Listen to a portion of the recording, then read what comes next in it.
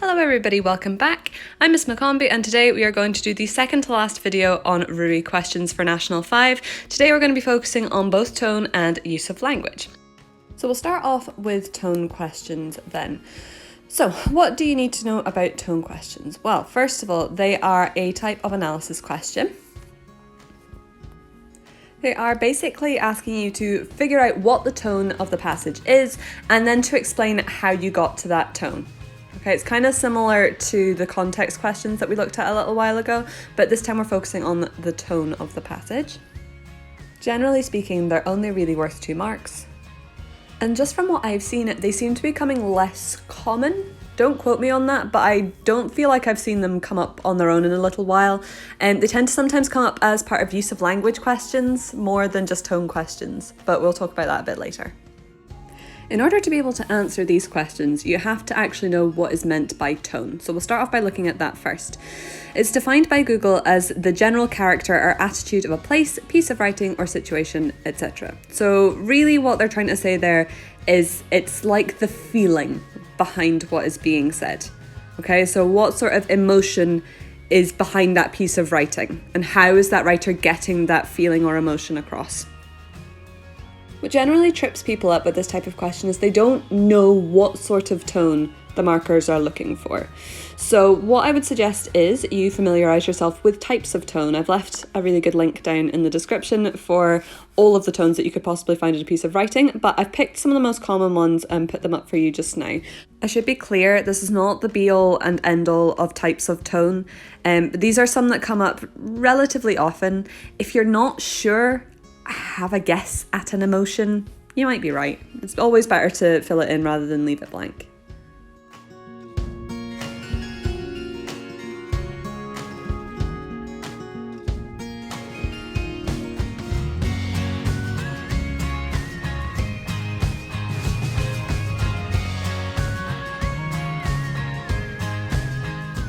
So in answering tone questions, there's 2 main formulas you can use. The first one, and the one that I think is probably the simplest, is tone, quote, explain. So you start off by stating what the tone is. Then you find a quotation from the section of the passage that helped you figure out what that tone was. And then you explain exactly how that quote helped you come to that tone. Other formula you could use is the good old-fashioned TQAL. T stands for technique, Q for quotation, A for analysis, and L for link. Okay, this is quite good if you're wanting to keep the structure of all of your analysis questions the same. It's also quite good if you're planning on doing higher in the future because it forces you to be more analytical, but it does take longer to write out and can sometimes lead to waffling, which would then therefore waste your time. So go with whichever one you're most comfortable with. So we're actually going to have a look at a couple of examples now, just using those formulas to actually answer the question. So we'll start off with this example. So I actually think some people find it easier to identify the quotes first before they settle on a tone. So go through it first and actually highlight or underline any phrases that stand out to you, ones that you think will help you come up with the tone. So I've done that above. You could have they're nothing but, you could have brainless, you could have celebrity hungry wannabes, or you could have bloated egos. I'd say more than anything, all of these kind of add up to a derisive tone, a tone of derision, sort of looking down on these people that they are describing in the passage. So let's go on to how we'd lay out our answers. So if we're going with the first one, tone, quote, explain, you start off first of all by saying what the tone is. So for example, a tone of derision has been used. Then you need to settle on your quote. So in this case, I've decided to focus on celebrity hungry wannabes. But as I say, you could have had pretty much any of those examples that we underlined before. And then you have to actually explain how that quote helped you get to that answer. So break it down, focus on that word choice and explain why do those words link to that tone that you've picked.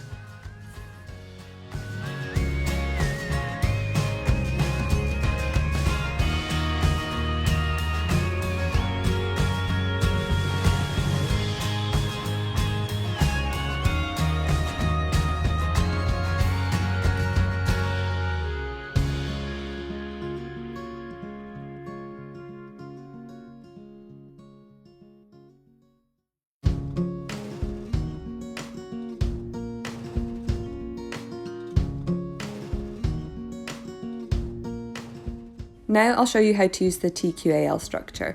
So in this case, your technique is going to be tone. Your quotation is obviously going to be exactly the same. So we're going to go with Celebrity Hungry Wannabes yet again.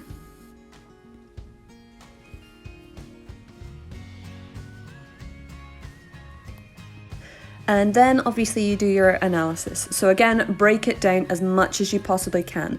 Focus on the actual words that have been used. You could focus on celebrity hungry or wannabes, but explain exactly how that demonstrates the feeling of the author.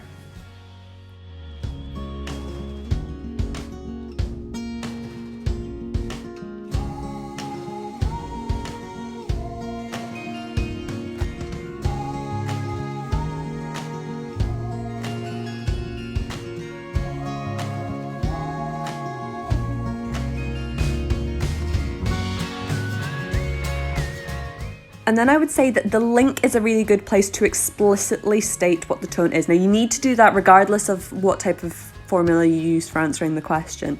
But I would say the link, if you're using TQAL, is a good place to really say, this suggests a tone of this because. And the because is the important bit, because you're making sure that you've actually answered the question. Okay? How does that analysis actually answer the question?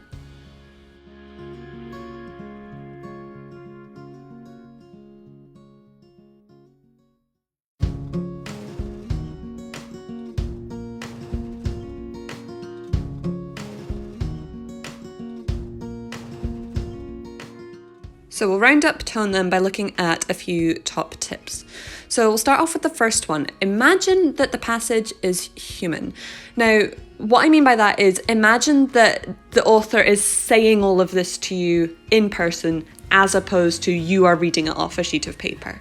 Because I think what people struggle with is actually identifying the tone, but we do it all the time and we do it without even thinking a lot of the time. So if you can imagine that this is a person who is saying these things as opposed to written words on the paper, then I think it's much more easy to help identify the tone. Second tip is to just have a guess. If you're not sure, put down a quote, have a guess at a tone. It's better to have something down rather than leave it blank. Tip number 3 is to not waste time on these questions. If they're only worth 2 marks, then in the grand scheme of things, you'd be better spending your time on the ones that are worth more. Put a star next to questions you can't do and come back to them at the end. Don't spend ages trying to figure out what the tone is. It's only worth 2 marks. And tip number 4 is to read. Go out and read some newspaper articles, go and read some magazine articles, read them through all the way and see if you can figure out what the attitude or the tone of the writer is. The more that you read, the easier this becomes. Okay, that's all I have for you on tone, so now it's time to move on to use of language questions. So what is use of language? The answer is all of the above. No, but in all seriousness though, use of language questions are basically all of the analysis questions rolled into one. So it encompasses all of the techniques that we've looked at so far.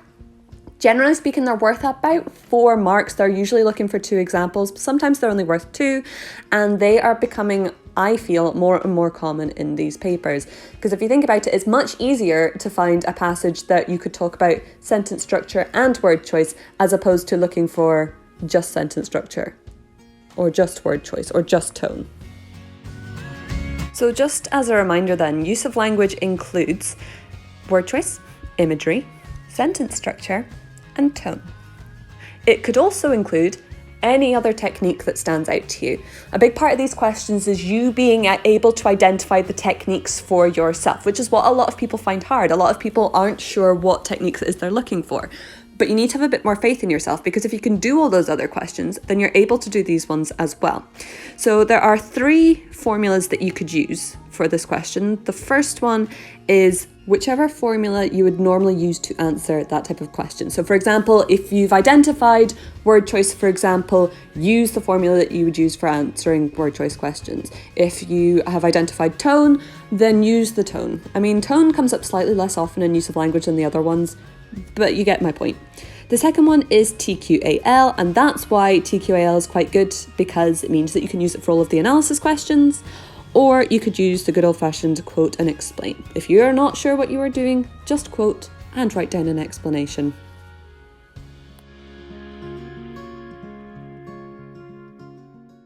So just to finish off then, some advice about use of language questions. The first tip is to reread the section really carefully. Make sure you're answering on the correct section with the correct line numbers.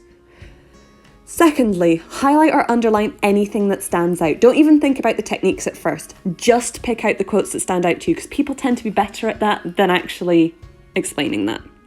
Okay? Remember, you can highlight and underline in the passage. My next tip kind of applies to all of the questions we've covered so far, but you really need to trust your judgment. Have a bit more faith in yourself. You've spent so long learning about these different techniques that you should be able to recognise them by now. So have a little bit more faith in yourself. My next tip is make sure you're actually explaining. So people always think that they are and then don't always. Think about it as like showing you're working out. So if you do maths, you get told to show you're working out and you get points for showing you're working out. It's exactly the same as in English. That's what we're doing here. You're having to make the link between your thinking and your explanation. So identifying the quote and then showing every step along the way as to how that actually answers the question.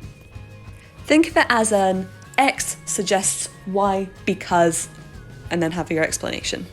My next tip, I've said it before and I'll say it again, is to read. And as you're reading, I think it's useful to go through and either highlight or underline or note things down that stand out to you, okay? Can you see any techniques? Have they used any interesting sentence structures?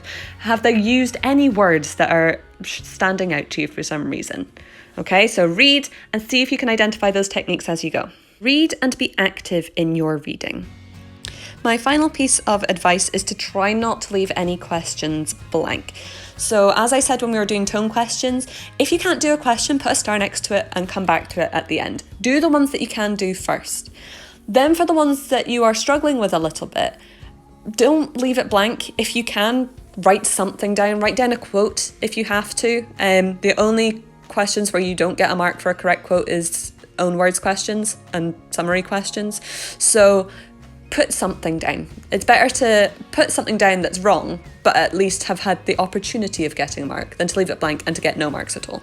That's all I have for you today. I hope this has been even a little bit useful, and I hope in the next week or two to be able to get up a video on effectiveness questions. So thank you so much for watching, and I'll see you later. Bye!